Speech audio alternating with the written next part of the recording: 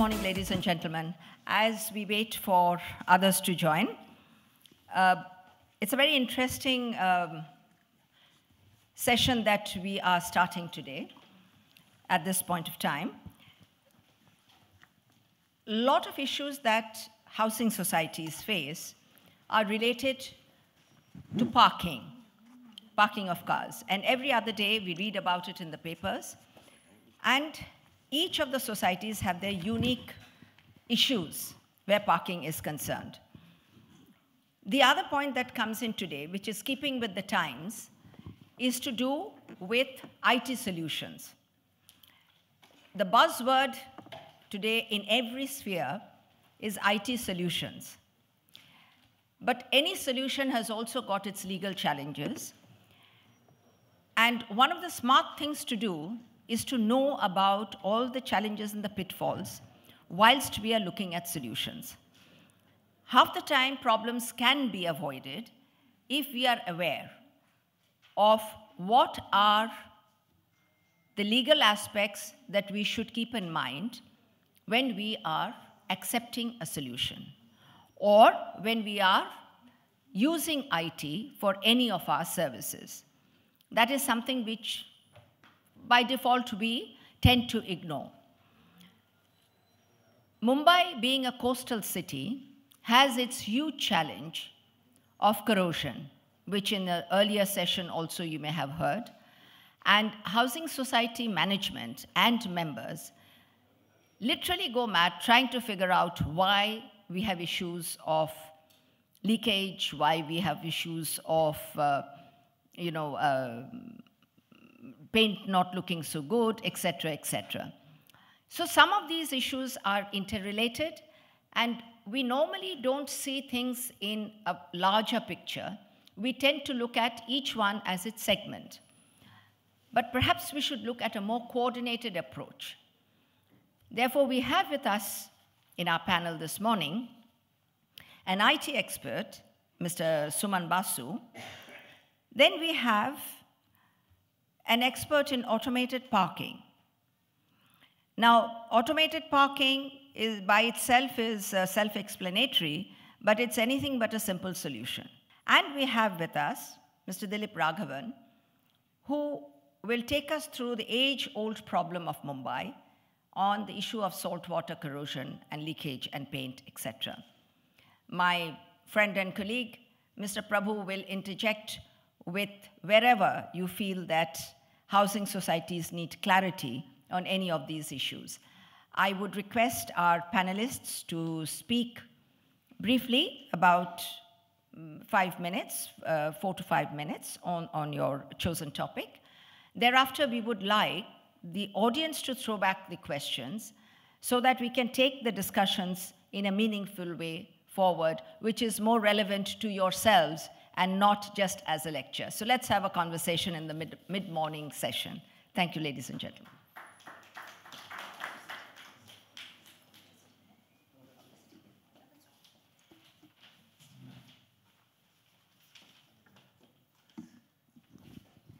Let me start with Mr. Basu. Mr. Basu, whilst we were discussing, we talked about IT solutions in housing societies, and in particular about what happens with a simple thing like a WhatsApp group, which is quite common in housing societies, and common internet connections. These are two of the things which I thought would be of great interest for our members here. Good morning to everyone. It's heartening to see that on a Sunday, a lot of people have appeared for this HMS show. Great, thank you very much for joining. So, couple of things I wanted to touch upon. I will take 4 minutes. Maybe 2 minutes I will take from tomorrow and 2 minutes for today. So, first I will start with tomorrow. You people are all aware of the new technologies which have come into the industry, like Internet of Things, artificial intelligence, robotic process automation, cloud computing, and all of them are the buzzwords, and they are actually changing our lives continuously. And therefore, there is a need that when we deal with our housing society management, it is necessary that we should keep our ears and eyes open and try to adopt those technologies in our day-to-day management of the housing society. Just a couple of examples I will give that maybe it has not come so popularly in India. Maybe in days to come, it is going to come. And maybe if there is a dustbin management system, the garbage management system, if we can put an Arduino-based IoT device on a dustbin, which gives us a alert that when the dustbin is need to be cleaned, or if it is cleaned, can the person who cleans the dustbin go a RFID and confirm that he has cleaned? That can be one solution. There can be one solution which can be a smart rat catcher system. That there are a lot of rat problem and you put the rat catcher at different places, but you do not know which one is actually has caught the rat or which one has actually been kept empty. A system can give. There can be a solution which can be pertaining to the water solution. For instance, if there is a scarcity of water in your society and you need to distribute the water, do some kind of rationing, whether a smart water monitoring system, smart water meter can be put in place. There are issues pertaining to the RO quantity of the water in a society. If a smart solution can be thought of, where that can be taken, what is the quality of the water and how much that is for the purpose of drinking we can use. There are a lot of solutions pertaining to the smart lock, smart gate as available. There are some conceptions of the smart surveillance. Like for instance, the CCTV and the surveillance are one of the weakest link whenever some distress or some episode happens in our society. So can we imagine a system where we can actually, it can keep on monitoring whether the camera is doing correct thing, if any violation has happened, whether those are being taken away. Why I am saying all these things? Because when you will be going around in the stall, which is very widely populated with lot of entrepreneurs and lot of good stalls are there, you will find lot of solutions. But these kind of thing, what I am saying, are today not in the prevalent. But the way the technology is changing, unless and until we look into these kind of new technologies, we don't apply this AI, this IoT, and bring these solutions to some kind of deliverables, the housing society management may not be fully benefited because of technology. So this was tomorrow. Today it is not there. Now we'll come to the today. So today, the two areas I would like to say, because of IT, use of IT has increased manifold in many societies. Not only societies, in our day-to-day life also. Let's, for instance, which was hitherto unknown, WhatsApp has actually, as an app, has actually more than 3 billion users in all over world. So what will happen in society also, we keep on create lot of WhatsApp group and we propagate those information through WhatsApp. Lot of information we share. And as a customary, people know that admin should be careful of lot of information which are being passed, because even the government of India also come into the regulation. But I am going one step ahead. Has any one of us has checked whether the personal WhatsApp, what we use in our phone, is allowed to be used for a corporate like society? Has anyone read whether what the EULA of WhatsApp says? Many of us may not might have, there is something called WhatsApp business. Because we normally do not buy the license of business, we keep on using WhatsApp. So when we use WhatsApp, we are actually giving a permission to WhatsApp to mine our data to the Facebook or Google or anywhere else. So whatever information you are putting on WhatsApp, if tomorrow that can be picked up by some unknown person and used for some other purpose, you have nothing to say. Secondly, another area where I have actually found that when you deal about IT, there is something called Information Technology Act 2000. And Information Technology Act 2000 is a massive act, which is coupled with many of its sections are coupled with the IPC. So let's take an example that you are actually doing some society has taken responsibility of creating a common internet provider role. Like for instance, you have negotiated with Airtel or Vodafone or Tata Teleservices, and you have agreed that hitherto whosoever is going to take the internet connection will take from Airtel, and society will be one of the mediator to do that. So the connection will be given to the individual, but society will be the nodal person.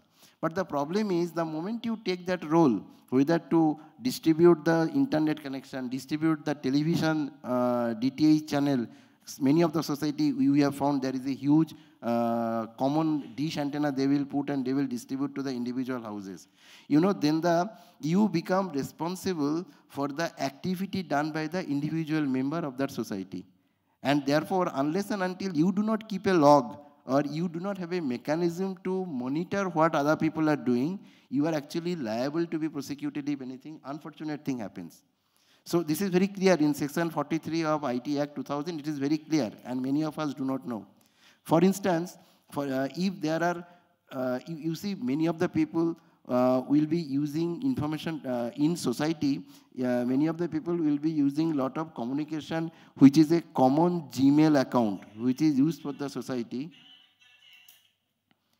There will be a common useful common Gmail which is used by many society members, one common email and or maybe one email ID they have created. Now again the transparency is not there. So if that email ID is used, and many of you might be using a password mysociety@12345, and it is common. You very easily you are sharing with everyone that everybody knows this is the password, use that email ID. Now, what happens if that email is misutilized? If somebody hacks in your system and it goes there. So my only submission is, this is a subject where we can speak for hours together, so I will stop here. My only submission is, today when information technology has become a boon for us for doing a lot of things which was difficult earlier, we need to take the care so that we don't fall in the wrong side of the game. Thank you, madam. Thank you, Mr. Basu. Very interesting two topics that were touched upon. We will elaborate on it shortly. May I request our second speaker, Mr. Raghunandan Jagdish, to speak on the ever perennial challenge of parking where societies are concerned. And I would request you to also share with our members here that what happens when you give a solution of one society and how it could affect the neighborhood. Because, having good relation in your neighborhood of societies is something which we would desire. So keeping that in mind, do share your thoughts. Hello, my name is Raghunandan Jagdish. I would like to begin this with two anecdotes. One is we had Nostradamus in the year he was born 1503 and he died, somewhere about 60 years later. In between, he had published the Nostradamus predictions. It's written in some language which is there, but my interpretation goes, he says World War III will become, due to three factors: food, water, and parking. That's my interpretation. Yeah, that's my interpretation. But that's the reality where parking is leading to a lot of problems, not just in societies, but also in public places. It leads to a lot of road rage, etc. The second one is that I stay in Navi Mumbai, and I myself don't own enough parking spaces inside my building. Hence, one of my cars is parked on the road. Sometime back, my own car was stolen from outside my building, and in the morning I come, my car has disappeared. I go frenetically to my society saying, hey, I want the CCTV camera footage. We realize it's in a blank spot. There's no CCTV camera at that location. We went to the police. Police says, where is the CCTV footage, etc. And then by the end of the day, it's already determined that maybe the cars have passed on into some 5 states away and the car is as good as gone. That brought me on to one of my aims of getting parking to be accessible to everybody. That is one of the motivators where I thought the trauma that I went through should not really be applied to other people.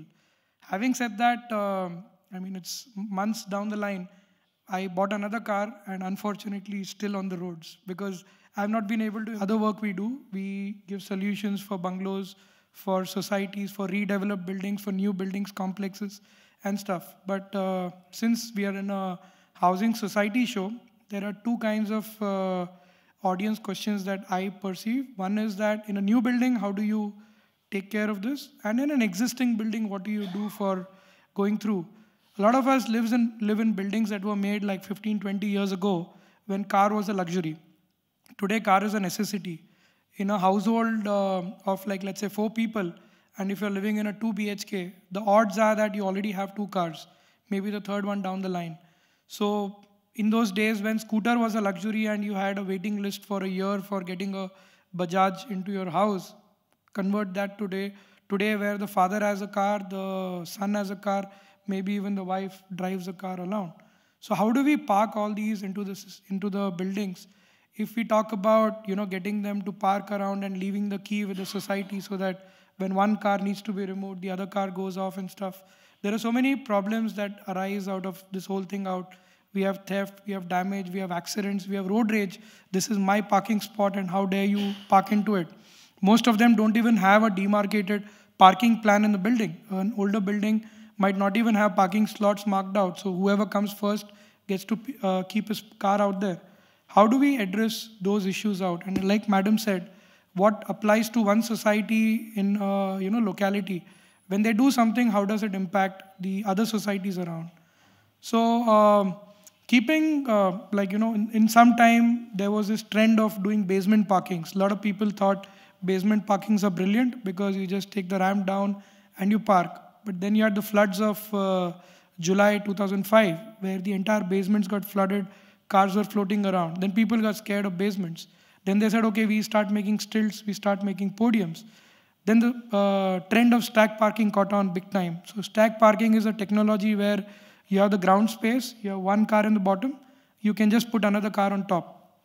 This is great if both the cars belong to the same house, which in a lot of cases it does. You give the key. So most of the people will carry the key of the bottom car as well as the top car. When you need to remove the top car, you drive the bottom car out, get this down, drive the top car away. But it's a very difficult logistically wise because number one, the bottom car being removed out, you need the keys. Somebody has taken the key off, your top car is stuck there for a very long time. Secondly, the way you park it out, you need maneuvering space and stuff. So even though you're doubling up your parking space, there is a lot of inefficiency that goes with this. The third aspect, that comes out of it is saying if an existing society has, let's say, 20 parking slots, and now they realize that they have 40 cars in their entire complex. So 20 are already perennially parked outside on the road. So one of the ads, we got out saying that the road belongs to whom? So everybody says, mere baap ka road hai. But it's really not. It belongs to the government. Road, as per definition of traffic, is meant for driving. It is not meant for parking. So, including me, whoever keeps the car on the road is actually violating a law. Unfortunately today, the municipalities and the BMCs and the other people, they are forced to turn a blind eye because there is no facilities to keep those particular cars. So what if that in between there was a trend where public parking was a big policy decision that was being taken by the government, where it felt that, for every locality, you need to have a public parking place because every society cannot have it. Let's, admit it. If your building has been made 20 years ago, and even if you want to put in a stack park or something like that, management of that becomes a very, very big issue. How do you take across from that? So then the question of public parking where the government allocates a certain, dead land in between a little societies and gets them to start pitching in so that you share this place out and then it becomes as good as a public parking place. It is not linked to your building anymore, but it is linked to the individual where he has to get onto a place and then park his car there. This happens in a lot of cities in Europe. If you see whether it's Europe or the US, if the building doesn't have parking on its own, which is the case of a lot of apartment buildings, they would have a public parking generally within walking distance. So the day is not far away when mandated law might state that if there's a dead zone within a particular area, there might be SOPs given out to create a public parking infrastructure. Could be in closeness to your metro stations, could be in closeness to your railway stations. In fact, the railways are a phenomenal place where this can happen because above the train height, there's nothing really speaking. So if there is a proposal where, you just keep your car there, it goes up and it's kept in a certain place. When you want it, you just show your smart card out and you get your car retrieved back. Solutions like these are the ones which will, save the city from future because trust me, road rage, the fights that happen in the society, etc., due to parking are on the rise. We actually, my team actually collects these articles which keep coming up where they say there has been stabbing, there have been fights, there have been police cases. Initially, it seems like a joke, but it's reality, really speaking. It's only the guys who get, impacted by this, how the psychology of the other stresses that surround our lives, small thing like parking, which two people can easily resolve out, it escalates into a big-fledged, full-scale war. How it goes through is a topic that, goes across. So in terms of parking, you will not have land space available where you can have a big public space and you just keep your car and go away. Automated parking is the way forward onto this. You can't even build a building because in between there was a trend saying we'll make a 10-storied building with ramps going up and, you park your car and come out. That again is not possible because number one, cost of those buildings are phenomenally high. Number two, even the retrieval times, maintenance times, ventilation, lighting, security, everything comes as a concern. In automated parking, the brilliance is that the moment you leave, the brilliance is that the moment you leave your car, the system takes over. There is no valet, there is no security, and your car is automatically taken up. So this, in short, is some of my takes on parking and how it will impact societies in the short and the long term. Thank you. We will take all questions after every speaker has spoken. But in this connection, Mr. Jagdish, when the question starts, do speak as to what are the advantages, if at all, for automated parking. Mr. Raghavan, you are going to deal with the age-old question of, for Mumbai, or any coastal city for that matter, of corrosion, and where the maintenance of a building, particularly how the correct painting, correct waterproofing are applicable to societies. Do speak a bit about terrace farming and how waterproofing may be related to it, because that is something which is much talked about. And the organizers, may I please request for a second mic, please. Thank you so much, Gavin.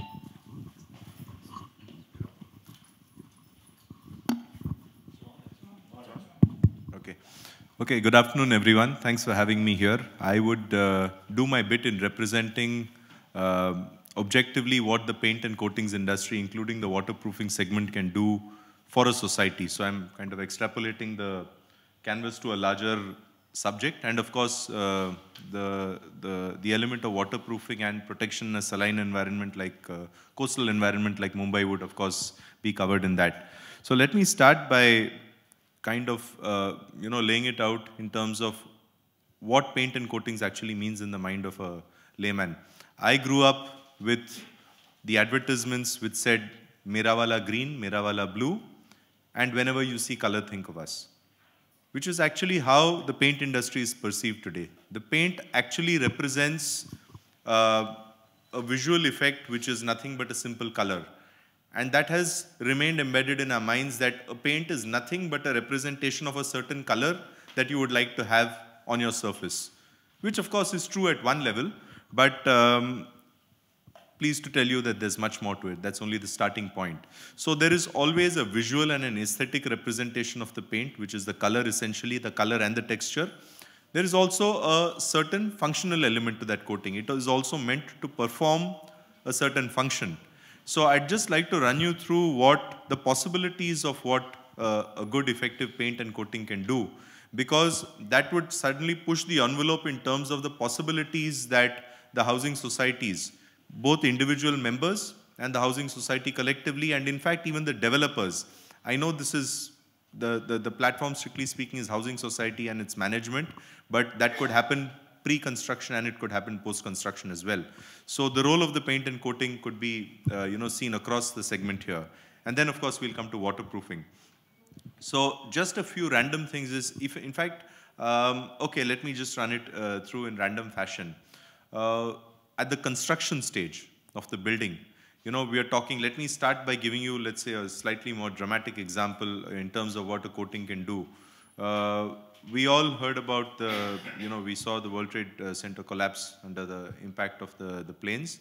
Now, there is a study which said that had the structure that was used, had it used effective fireproof paints, yes, there are paints called fireproof paints, intumescent coatings, which of course doesn't mean that suddenly you set a building on fire and it gets doused by itself. No, that's not the point. The point is the time that it takes for the structure to actually collapse under the impact of the fire and the heat is actually retarded by 6 minutes or 7 minutes or a certain finite period of time, which is actually the difference between life and death.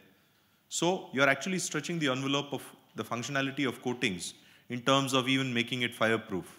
Of course, as I said, that's one dramatic example, and that is more something to be incorporated in terms of when the building is actually being constructed. But just to give you a perspective of what paints can really do. Coming closer to our example of a housing society, we all know that this way, Mumbai is really speaking the scope of this discussion, because we are all here under HSMS 2018, which is predominantly Mumbai as a geography, Mumbai and Navi Mumbai.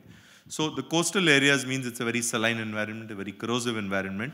So we need to have effective paints and coatings which can deal with this, both in terms of the steel structures that are also used before we construct the building, and also in terms of the exteriors that are used. So again, without going too technical, we also need the paint that's there to have a certain element of breathability. Otherwise, you would see the paint flaking. You know, the water vapor gets trapped during the painting process, and if it cannot be released, it actually accumulates and has flaking. So there are multiple reasons for the failure of a paint and coating. So we need to ensure that we use the right type of paint and coating and engage with the right type of contractor before we can actually get our building surfaces painted. Because try and understand, I think you all know and agree that the first visual impact of any society is the coating that's there. What we tend to see is, oh, paint nikal raha hai. Right? So this is a very important aspect. Another important thing is, because of the monsoons that are here, the tropical climate that is here, we see a lot of bacterial attack on our coating surfaces. Now, there is actually a solution for this.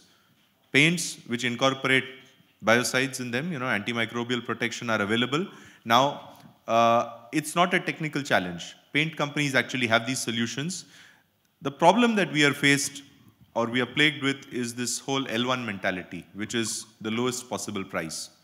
So you go to a vendor, how much will you do it for? Okay, 30 lakhs, 40 lakhs, 27 lakhs. 27 lakhs, come on, you're my hero. Now, the point is, what kind of service commitments are we taking? What kind of performance commitments are we taking? And finally, why are we painting our goddamn buildings? Okay? We want it to look better. We want it to be protected against the weather, against the elements, against microbial attack. So I think housing societies and our mindset needs to really change, and we need to be more cognizant of the fundamental reason why we are painting.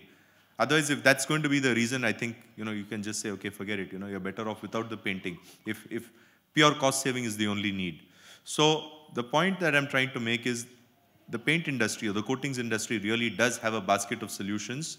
It's more incumbent on the paint, on the housing societies to try and identify the problem that they want to address using paints and coatings, and then convey it duly to the contractor and or to the paint manufacturer. Because a good healthy trend that's been coming up is the paint companies have actually forward integrated into also being the applicators. Because you had the age-old problem of the contractors saying, "Sab, mera kam to theek hai, paint kharab hai." The paint guys, if you ask them, obviously they're going to say, no, my paint is fine. We are exporting to 30 countries. It's good. The problem is with the contractor. So as a housing society, whom do you really place the onus on? So now you actually have an integrated apply-supply mechanism, as it's called, and this increases the amount of accountability and probably even rationalizes costs. So this is something that I would, exhort housing society influencers to take charge of. Again, if you want to now get into, let's say, deeper issues which are becoming more and more important, we move on from color to just protection. We are also looking at, as societies today, where maintenance charges are on the rise, you want to look at how you can rationalize your electricity costs. Now, the first question is electricity, paint, what's the connection? Now, paints, when you really look at what they can do, you do have, high technology paints, for example, which are called cool roof coatings, which can actually help bring down the temperature of the interiors by up to 4 to 6 degrees. Now you can imagine that for a climate like ours, where air conditioning is being used extensively both within the house and in common areas. If we were to use the paint, it can bring down the temperature by 4 to 6 degrees, and that's going to give you a significant saving in electricity. If you try and move on to the health aspect, you have, I think mosquitoes are a huge problem in India, in Mumbai. The fact that there is so much building and construction going on, the fact that there's so much stagnant water is again a problem. So you actually have paints, functional paints, which can help you, which can repel some of these, which can actually repel mosquitoes. You actually have paints like that, but the problem is, firstly, do we know about these solutions? And secondly, are we ready to pay the cost for these? So I think we have to kind of get our act together in terms of identifying what our priorities are, what really means a lot to us, and are we ready to spend on these kind of systems. Let's move on to waterproofing. Waterproofing, I think, is always a sore point, because you end up buying a flat, which is almost beyond your means in Mumbai, but somehow you take the loan, you kind of take the leap of faith, do whatever it is.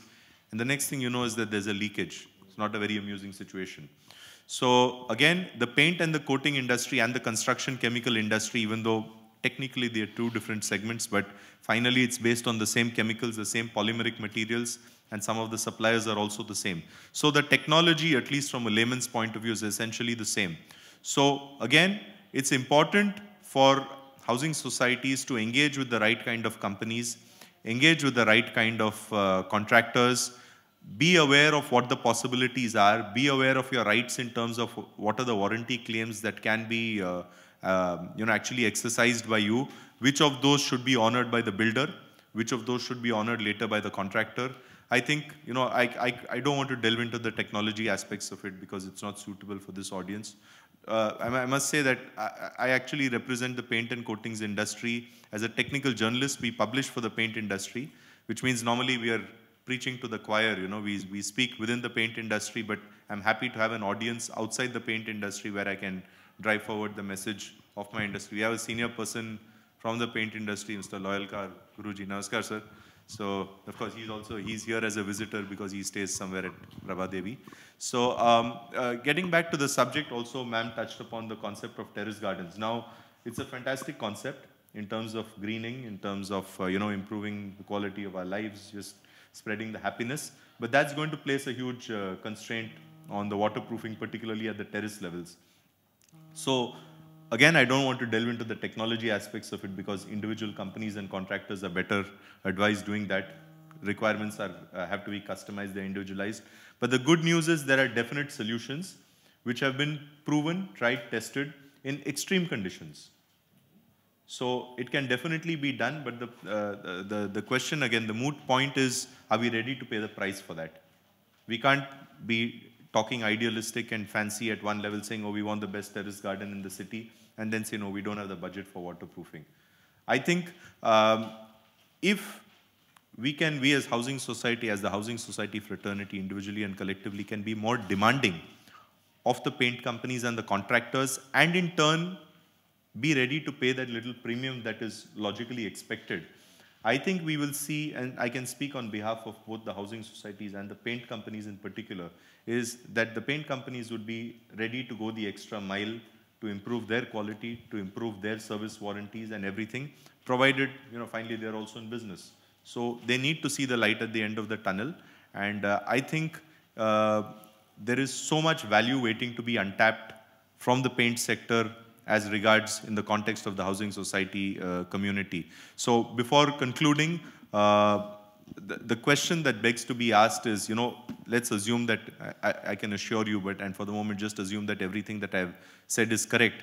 The question then is, how are all of you, at this platform it's okay, but how are all of you as representatives of the housing society community going to be communicating with the paint companies on a larger platform? One-to-one it's easy. But then again, I think the skepticism is going to be there. If I'm a paint company, obviously I'm going to say my thing is the best and my solution is the best.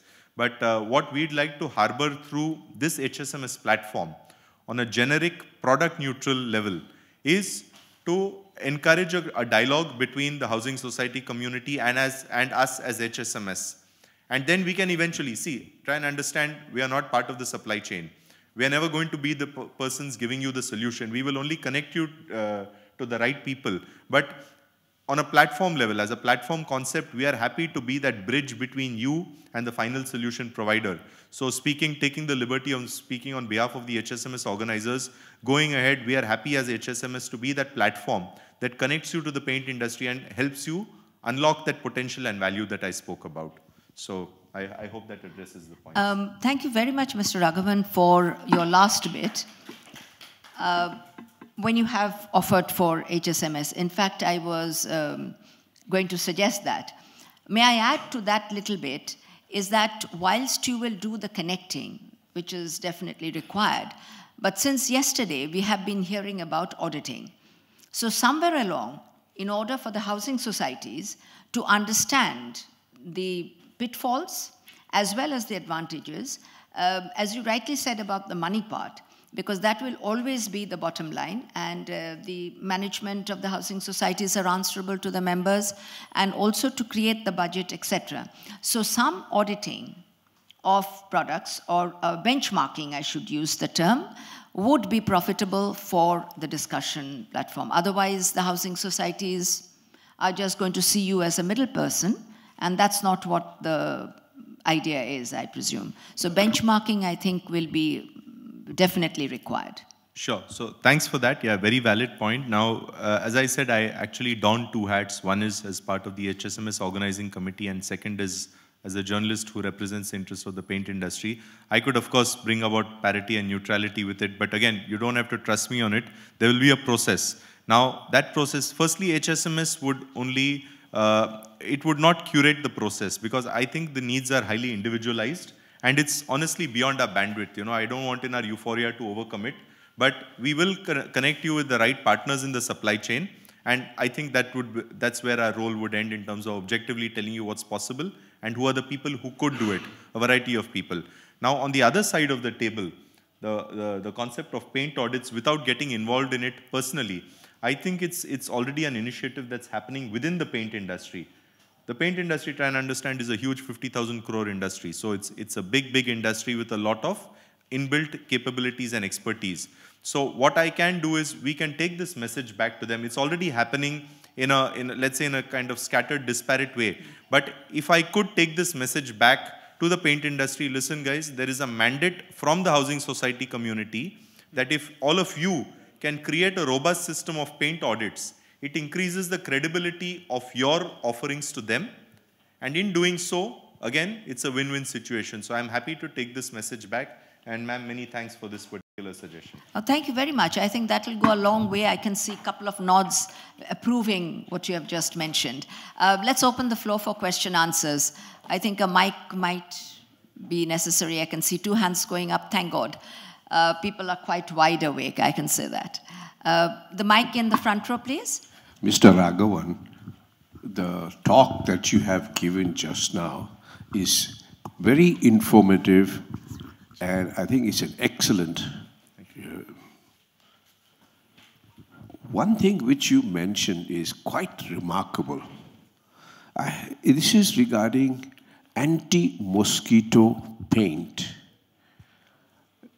This is something which I've never heard of, and which we think is that it should be given greater publicity. I mean, the societies are spending a lot of money, you know, finding ways and means to keep this mosquito out. And especially, you want more and more greenery. And then with greenery brings along with it more mosquitoes, etc. That is our observation. So, how can we get around to knowing which product, which paint manufacturer, they manufacture such an anti-mosquito paint? We know about anti-fouling, you know, so you don't get moss and things like that, yes. But this anti-mosquito is something unique. Thank you for telling us about it, but please tell more how it can be accessed. Thank you. Sure. So I'll just be. Yeah. Okay. Okay. The mic may be taken at the back also, please. Yes, Mr. So Raghavan. I'll first address this specific thing, and I'll tell you, since we've scratched the surface of this just to give you an idea of the possibilities. Now, in terms of the anti-mosquito, again, I'm not getting into the technicalities. There are certain regulatory parameters that it must pass, because finally there has to be an active ingredient that would help counter the mosquito thing, which comes under the ambit of the Central Insecticide Board. As I said, I'm getting into technical details, but first it has to pass a regulatory framework before it can be commercialized. So the product is available, but before it can be commercialized, it has to pass certain regulatory tests, and it has to pass the muster with the regulatory bodies. So I don't want to name specific companies. We can do that offline. The technology is available. I'm available. I can always speak to you. But my point is, I don't want to make this a transactional thing saying, oh, this is there, use it. My point is, let's look at the future and try to challenge the premise in terms of what we really want and what the paint industry can do for housing societies. Second thing is, you also spoke about anti-dust. Now, the irony of it is, and the beauty of it with the paint industry is that, normally water and rains are the biggest enemy of the paint industry because, obviously it leads to cracking. But there is technology available which is called self-cleaning coatings, which actually makes the same rain the biggest friend of the building because there is dust all over Mumbai. So this rain actually, so the paint and coating surface is actually engineered in such a way that this rainwater, it does not remain on the buildings, which is because when the rainwater remains in contact with the paint surface beyond a certain point, that's what leads to spoilage. But it just rolls off, so the rainwater in itself does not damage the building. And it also serves as a cleaning mechanism where the dust is actually taken away from the paint. The question is, are we ready to pay? And I can actually help you quantify it. The quantification is a 35% extra premium. It's not 350%, it's 35% extra premium. But again, the L1 mentality, 100 rupees, 97 rupees. We are not looking at, forget 100 to 135, in spite of such excellent functionality. Yes, it will. Yes, it's breathable. Excellent. So second question, please. And Hello. then the mic may be please given to the gentleman. Hello, I have a question for Jagdish sir. Sir, regarding the society, have the basement parking, underground parking, first floor parking, apart from they are keeping the parking on the stake parking on a podium level. So whether it is allowable, because once it is on a podium level, the movement of the people will be obstructed. View will be obstructed. So whether as per the BMC, they can have it parking on a podium level. That was a stake parking. They have the 3 level of parking. Apart from their builder are doing the parking on the podium level and spoil the view, basically. So thank you for the excellent question. There are two things. One is BMC definitely likes to propagate as much parking as possible. So while there are utopian rules saying that I want my parking to be enough and I don't want it to spoil aesthetics, there are two separate, self-defeating efficacies. The moment you say, I want to put the parking on the podium, by definition, if you ask any architect, he's going to say it's going to spoil the look of the building. So here the functionality and look are two separate aspects. You have to address that as what is a need. Number two is if the parking is inadequate to the extent saying that there are X number of houses and there are X number of cars which are documented, and you put a proposal to the BMC saying this is a deficit and this is what we need to do as parking, they will take it very favorably, which I think even ma'am should put up to that. Again, it's a function of the local board office in terms of giving the permissions to the building. Once the building OC is already passed, it is passed. Then you'll have to put an application for it. But from what we are told is they take it very favorably and they will grant you the permissions. We've done parking systems for housing societies where within 3 or 4 months they've got the permissions from the BMC. Correct. So in that case, at the time of occupation, they do not have the sufficient parking. Correct. Whatever they have the infrastructure. Correct. But after that, they have put in the parking. It will obstruct the members' movement, free movement. So it has to I not... think, let me intervene over here.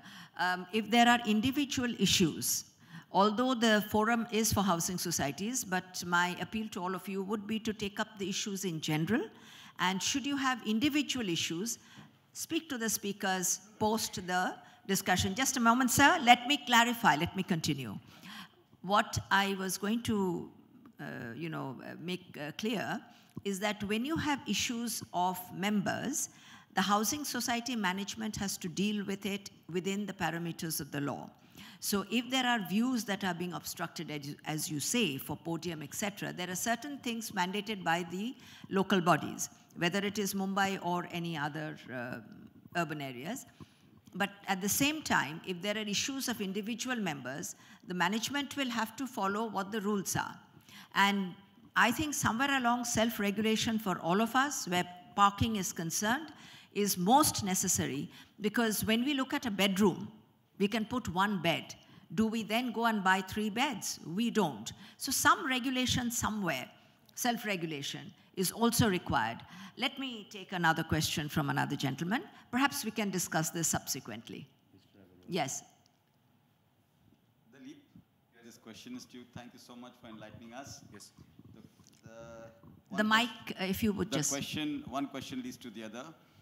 What is the life of paint for the building? And what is the paint for use in desert in Rajasthan, where, they're making Anganwadis, Nandanwadis, small schools, and it is supposed to keep the place look beautiful. But there I found the paint does not last, and there's a lot of tussle between the builder and the people who have donated the Nandanwadis. So what is to be done there? So the life and its effect there in a desert situation. Okay, so again, thank you for that question, sir. Obviously, the life of a paint, it depends on the technology you're using. Okay, when you, as you are ready to go in for a higher quality paint, the life would obviously increase, but so would the cost. Just to give you an example, we do not use polyurethane paints, which is one of the premium technologies. We do not use that paint in architectural coatings. It's a kind of paint that goes onto bridges and cars, for example. If we were to adopt that paint, whatever, there are other challenges, but just to give you a perspective on the life, you can actually have a warranty for 30 years if we were to use that on the building exteriors also. There will be other challenges, including cost. That's a different question. But that is the kind of level that we could go up to, 30 years of warranty. In the current scenario where we are using water-based typical emulsions, I think the warranty is anywhere between 4 to 8 years, depending on the supplier, depending on the service agreement between the particular developer or the particular society and the paint manufacturer. So that is what we have observed. How these are enforced, I'm not really sure, because it's again a case-to-case thing. If we were to move on to your second question of paints for extreme climates. Now, there are 2 things. One is the temperature, and one is the kind of sunlight that is there. Now, what I'm getting at is the UV spectrum that we are operating in. So if we are operating in a desert climate where typically the UV radiation is also on a very high order, there are paints available which incorporate, UV protection. So these are your answer, because these are again not the paint per se, but the functional ingredient which protects the paint, which is nothing but a polymeric surface, is also the same ingredient which protects your car. Now the point is, when you buy a car, you're more demanding, right? Because car prices keep going up. So you buy a car worth 12 lakhs, and obviously you don't want to see that chipping away, or you don't want to see that getting discolored. So the same functional ingredient is actually used in the car as well as in the paint. But when you buy a 12 lakh car, you demand it. It's let's say there's more at stake, because a Maruti car or any other car getting damaged makes for more news than an Anganwadi building, with due respect, getting spoiled. So it's more a question of what kind of supplier are you speaking to, what kind of commitment are you taking from them, and what kind of price are you ready to pay for that. From a technology point of view, there is nothing that is not, not nothing, but the limits can really be stretched. More lead is used in affect the environment. So this is something that has nothing to do with lead in terms of the performance. The performance of the paint is not dependent on the lead content. You have lead-free paints that are there in use today. In fact, the paint industry, even before any legislations were being mandated, a lot of paint companies had voluntarily opted out of lead content in it. So the lead has nothing to do with it, really speaking. Yes, the question, yes. Good afternoon. Good afternoon. My question is to all, actually. This is information technology and please hold the mic. Information technology and parking and all. Difficulties are known by the, society, those who stay there. So new generation is not finding time to look into that. And so they should interact and do nicely find a solution. How to go about it? Let's understand the question a little clearly. Question is, are you asking the panel? Yeah, parking, for Yes. example, parking outside the society road. Because of parking outside, the cleanliness is disturbed. Parking outside in any case is not at all to be encouraged because that's illegal. Yeah, but we are doing it, na? That's correct. So that, and you shouldn't be. That solution should take out from the society people Right. who stay nearby. So they should take care, internally. That is what is the interesting thing. So let's understand the question, sir. Are Question? you asking the panel? Yeah. What exactly are you asking the panel to answer? So how to, approach the authority? For example, parking outside the road. How to clarify that? Or, for example, I suggested one suggestion. I suggested that suppose some outside people coming and parking in front of our society. I am telling them you park at the same point. Don't park here sometimes, don't park here there, right? So there should be some streamline, about it. That is individual aspect. Okay, Mr. Basu has some thoughts on this, and thereafter I'll take the liberty of answering a bit of your... So I will take 1 minute time of yours. Basically I am coming from manufacturing industry. And in manufacturing industry, we have a common idea of knowledge management. So what is knowledge management? Knowledge management is a portal. And in that portal, we put all sorts of information, which are the knowledge we derive from some of the problems. So we give an access to the people where whatever problem you find and you find a solution, you can put. And one community is generated, which is used, reused, and improved on day-to-day basis. Maybe what you are saying, what I understood from your question is that there are a lot of information available in the system, but the people are not finding time to know. Maybe in a society level, we can create a knowledge management portal or knowledge management platform, which if you ask me, I can help you out anyway. And then probably we can ask people to use it. And today people are all tech savvy. They are all on smartphone, they are all on computer, so that should not be a big deal. That's my take. If you are asking about a community involvement of the locality, was that also part of your question? Yes, yes. Right. In that case, a society, one society can't deal with it, obviously. You will need to have a neighborhood group. And if you are in the city of Greater Mumbai, within the municipal jurisdiction, what you could do, which is workable and it is also official, is to form an advanced locality management of your area. And that is with, may I ask, sir, which area you stay in? Or which area were you highlighting? Was there any particular? I stay in front of Mine Railway Station. Right. So one of the things that I have always said in my other sessions also is that it's a good idea to be friends with your own municipal ward. Because ultimately, when you form a community or when you work in a locality, you do need to work in partnership, as you rightly pointed out, with your local authority. And the first authority that you will need to work with is your ward office. And that is the forum of advanced locality management, is to work in the spirit of partnership. So what happens at that point is that you get the neighboring buildings to work together to find a solution which is acceptable and workable for that particular neighborhood. Perhaps post the session, I can have a sharing of thoughts, and then you can take it on from there. Any other questions?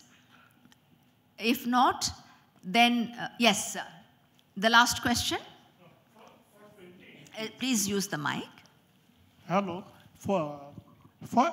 Can paint be used for structural audit repairs? Because we had called for quotations for structural audit, and one structural auditor said that all the whatever holes and everything is there, whatever are cavities there, those can be filled with the paint, and that they will last for 10 years. Is it truth? What he's saying is leak proofs, leakages. You're talking about leakages? Yeah. leakages, seepages, which is pointed out in the structural audit. Yes. Can it be cured through the paints? Yeah, I mean, I think it depends on the severity of the existing damage. Because if it's something that's very fundamental to the structure, I possibly not. But I think it depends on the severity of the damage that you're looking at. But the point is, see again. The severity of damage is not there. There are small problems are there. So only with paint can we do it? No, I think what you're speaking is more in the ambit of the waterproofing that is there. And there are advanced waterproofing technologies that are available. Okay. So I think finally it's again a complex issue, but as a default reaction to it, I would say that it's more likely than not that a composite construction chemical system can solve this problem. Because our natural reaction was no. Again, I'm a layman. Yeah, no. So that's why I'm saying I'm not getting into the technical aspect of it, but that's the fundamental reason for using a construction chemical. And if it cannot perform its function, then it shouldn't be called a construction I think, sir, it would be a good idea that the panel and the expertise that is in all the panels, I think, panelists, can share their expert opinions, and HSMS can put it up in some way to the public. Sure. Because many of these things, questions that come in all the panels, is from individual issues. However, it should be seen in the context of a general issue, and information may be put out. Structural auditing, paint, construction, chemicals, all are interlinked. So I think somewhere along, some of this information should be out in that manner. I think we have a repetition of a same question, because I think we have run out of time. And you have, fine, you have asked the question, sir, but we have finished with our time. Do not fret. We are not going. I know last question was already asked. So once we have finished from the panel, we will get down, and you may certainly discuss whichever panelist you wish to speak to. I thank you very much for your patience, and I hope that we can take the discussions during lunchtime with the panelists and other panelists as well. Thank you for your time. Thank you very much, Ms. Malkani, and all our esteemed panelists.